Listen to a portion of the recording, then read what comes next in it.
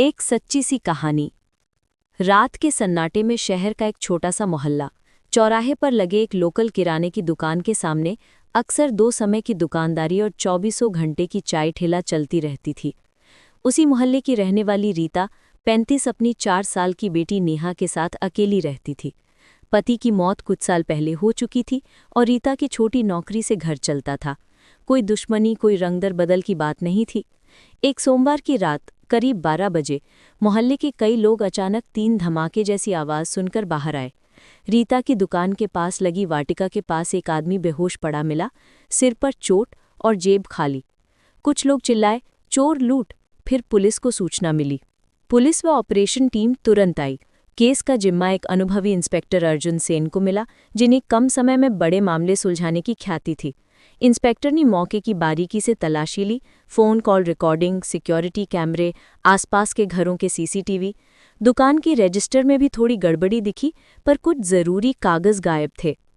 जांच में सामने आया कि घायल व्यक्ति का नाम मनीष है, मोहल्ले का ठेकेदार और कई घरों में रंग रोगन के काम करता था। उसकी मां की हालत ठीक नहीं रहती थी, इसलिए उसका कर्ज भी था। मगर इस हमले में एक अजीब बात, मनीष के कपड़ों पर रोटी के टुकड़े और मसाले लगे थे, जैसे वो किसी खाने पीने की बीच में था।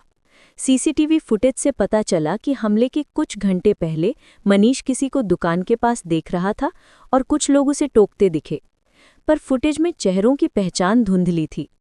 इंस्पेक्टर अर्जुन ने इलाके के बच्चों और दिहाड़ी मजदूरों से पूछताछ कराई।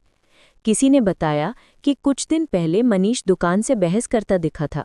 दुकान की मालकिन रीता ने उससे कहा था कि वो उसके घर का भुगतान समय पर नहीं कर रहा। इंस्पेक्टर ने रीता को बुलाया। रीता ने कहा, मैंने उस रात दुकान बंद कर दी थी, मैंने कोई बदमाशी नहीं देखी। पर जब पुलिस ने दुकान की अलमारी खोली तो वहां से एक छोटा सा कागज मिला, जिस पर किसी का हस्ताक्षर और कुछ अजीब सा नोट था। अगर तुमने और पैसा लिया तो नतीजा भुगतना पड़ेगा। नोट पर जो स्याही थी वो खाने के तेल की तरह चिपचिपी थी। फोरेंसिक टीम ने स्याही और टिश्यू का टेस्ट किया। उसमें पता चला कि स्याही में मसाले का अंश है, वही मसाला जो रोटी पर मिला था। आगे की पड़ताल में पता चला कि नोट पर जिन उंगलियों के निशान थे वो किसी स्थानीय हुक्का ठेले वाले सुरेश के थे, जो मनीष के साथ अक्सर नशे में झगड़ा करता था। सुरेश के पास से पुलिस ने कुछ मिनट पहले चोरी छुपे वही नोट बरामद किया था, जिसमें उसने खुद एक धमकी लिखी थी, पर असली खुलासा अभी बाकी था। जांच के अगले दिन एक बड़ा मोड़ आया। अस्पताल से सूचना मिली कि घायल मनीष की मौत चोरी छिपे नहीं हुई थी, उसे जहर मिला था। मौत के बाद पोस्टमार्टम ने बताया कि सिर की चोट सतही थी, मौत असल में जहर से हुई थी। अब मामला गंभीर मोड़ पर था। हमलावर सिर्फ पिटाई नहीं कर गए, बल्कि किसी ने उसे खाने पीने में जहर मिला दिया था। इंस्पेक्टर अर्जुन ने फिर उसी रात की कॉल रिकॉर्डिंग चेक की और पाया कि मनीष ने रात में कौन सी कॉल की। कॉल लिस्ट में एक अजीब नंबर बार बार आया, जो कि रीता के घर के पास के एक बशिंदे का मोबाइल था। नाम था रमेश। रमेश ने पहले से ही पुलिस को बताया था कि वो रात में टहल रहा था, पर रिकॉर्डिंग ने दिखाया कि रमेश और मनीष के बीच रात 10:45 पर लंबी बहस हुई थी। इंस्पेक्टर ने रमेश को कड़ी पूछताछ में लिया। रमेश की कहानी पहले बदलती रही, पर दबाव बढ़ने पर उसने कबूल किया कि वो और रीता का पुराना झगड़ा था। पर उसने दम तोड़ दिया कि उसने जहर किसी को दिया, सिर्फ बहस हुई और उसने मनीष से पैसे मांगे थे। अब सबूतों की बारी थी। फोरेंसिक ने खाने के नमूने और रोटी के टुकड़ों का डीएनए टेस्ट किया।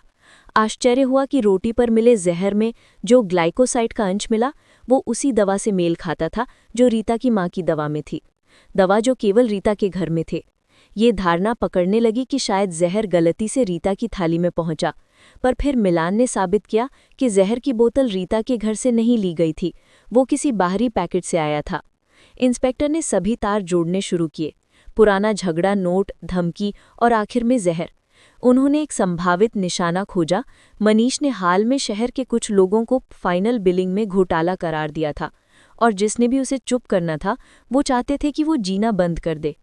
एक गुप्त छापे में पुलिस ने शहर के बाहर एक फैक्ट्री के पास से 3 लोगों को पकड़ा, जिन लोगों ने प्राइवेट रूप से मनीष से फरार बैठे लोगों के बिल्कुल सही नमूने भेजे थे। पूछताछ में सामने आया कि असली साजिशकर्ता वो व्यक्ति था जिसने भूख और गरीबी का दिखावा कर दिया था, पर असल में उसके ऊपर कई कर्ज और काले धंधे थे। उसने मनीष को धमकाया क्योंकि मनीष ने उसकी बेनामी इनकम का हिसाब मांगा था। अंत में अर्जुन की सतर्कता और फुटवर्क ने असली अपराधी तक पहुंचा दिया। असली हत्यारे के सामने सबूत प्रस्तुत हुए और उन्होंने जुर्म कबूल कर लिया। उन्होंने खाने पीने में जहर मिलाया था और पिटाई की आड़ में हत्या की घटना को रंग दिया। मुकदमे के बाद गांव में सुकून लौटा। रीता ने अफसोस जताया कि उसके घर की छोटी सी खिंची-तान ने पूरे मोहल्ले को असहज कर दिया। इंस्पेक्टर अर्जुन ने सबको समझाया, हुकूमत और न्याय के लिए छोटे-छोटे विवादों को आपस में सुलझा लेना चाहिए। जब लोग चुप नहीं कर पाते और कर्ज और भ्रष्टाचार बढ़ते हैं तो आपसी लड़ाई बड़ी सुनियोजित साजिश बन जाती है। छोटी-छोटी नाराजगियां अगर समय पर सुलझा ली जाएं तो बड़े अंजाम रोके जा सकते हैं। किसी भी तरह की हिंसा या साजिश समाज के लिए घातक है और सच हमेशा सामने आता है। पुलिस और समाज के बीच सहयोग से ही अपराध को जड़ से मिटाया जा सकता है।